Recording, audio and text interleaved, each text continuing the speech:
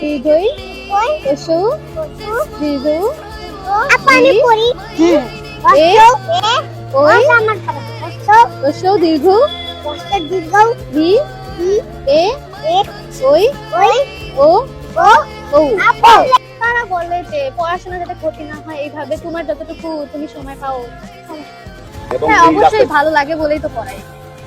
এখানে কেন পড়াচ্ছো? আচ্ছা এখানে পড়াই, ওদের পড়ার অনেক আগ্রহ তাই না, ওরা অনেক পড়তেছে, ওরা যেহেতু স্কুলে পড়ে না তাই জন্য আমার যতটুকু সামর্থ্য আমি চাই যে আমার জ্ঞানটুকু যতটুকু ওদের দিতে পারি।